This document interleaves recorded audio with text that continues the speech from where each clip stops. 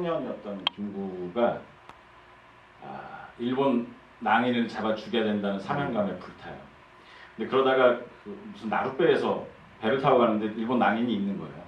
이 사람이 명성황후를 시해한지 아닌지는 그 당시 청년 김구에게는 관심이 아니었어요. 저 사람이야 라고 생각한 다음에 주막까지 따라가서 계속 어떻게 하면 죽일까, 내가 과연 성공할 수 있을까, 그 생각을 밥을 먹으면서 계속 하다가 결국 그 사람을 죽이고 그리고 안 도망가고 그 시체 위에 걸터 앉아요. 그리고 기다려요. 일본 순사가 자기를 잡으러 올 때까지. 안 와요. 순사가 이런 일이 벌어질지 모르니까. 한참 기다려도 안 오니까 자신의 거처를 써서 주죠. 나는 황해도 어디에 사는, 그러니까 김구 선생이 젊었을 때 이름이 따로 있었으니까 그런 사람이 잡으러 오시오라고 딱 써놓고 가서 기다려요. 진짜 잡으러 와요. 그래서 감옥에 가죠. 그러니까 그런 성격이 이 영화 안에 반영이 되어 있는 거예요.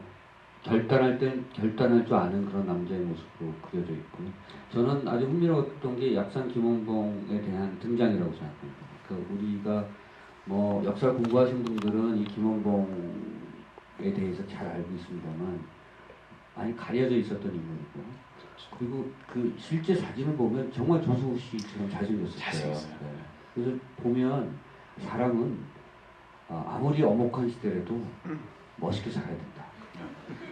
이 사람 스타일이 있어야 된다. 이런 생각을 하게끔 만드는 분이거든요. 실제로 일본이 가장 잡고 싶었던 세 명은 홍범도, 김구, 김원봉이었대요. 그러니까 홍범도 장군은 일본이 한 번도 정규군에서 1000명 이상의 사망자가 나오지 않았는데 홍범도 장군의 부대에 1000명 이상의 사상자를 내는 대패를 당하죠. 물론 그분은 나중에 그 그러니까 당시 소련이 이렇게 이주시켜서 카자흐스탄의 극장의 기도로 사시다가 돌아가시는데, 세상에. 근데 김원봉 단장 같은 경우는 정말 현상금이 제일 높았다고 하고, 그 다음에 후쿠오카에 형무소가 있어요. 그러니까 윤동주 선생이 돌아가신 형무소가 후쿠오카인데요. 그 후쿠오카 형무소에 방을 하나 만들어 놓고, 빈 방이죠. 빈 감옥을 만들어 놓고 김원봉이 오면 여기다 넣겠다라고 했을 정도로 정말 잡고 싶었는데 시출기발했죠. 네, 네. 그 어디에 머무는지 거처를 전혀 알 수 없었고, 그리고 실제로 김원봉 단장을 도와준 굉장히 많은 사람들이 있었어요. 그러니까 그 김원봉 단장은 20년 내에 의열단을 만드는데 그 서문을 신채호 선생이 써줘요. 그 정말 명문의 결의에 찬 글인데 인터넷에 치면 이렇게 다 나와요.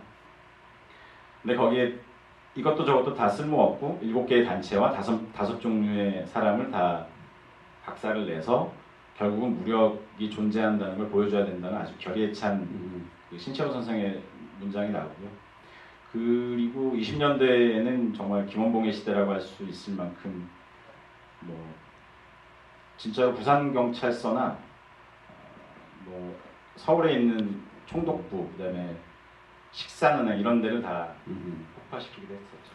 그 흥미로운 어떤 그 대목이 영화에서는 마치 그냥 아무것도 아닌 것처럼 넘어가지만 김구와 김원봉의 만남 같은 것도 사실은 그 시절에 그 독립운동의 지주가 여러 가지가 있었지 않습니까? 뭐 민족주의자도 있었고 김원봉처럼 사회주의자도 있었고 등등. 사실은 서로가 그 독립운동 진영 내에서의 어떤 이른바 종파 또는 뭐 이념적인 어떤 그런 투쟁 이런 것도 많았었는데 이 둘의 만남 자체가 그 시절에 굉장히 의미 있는 거예요. 굉장한 거죠. 그러니까 그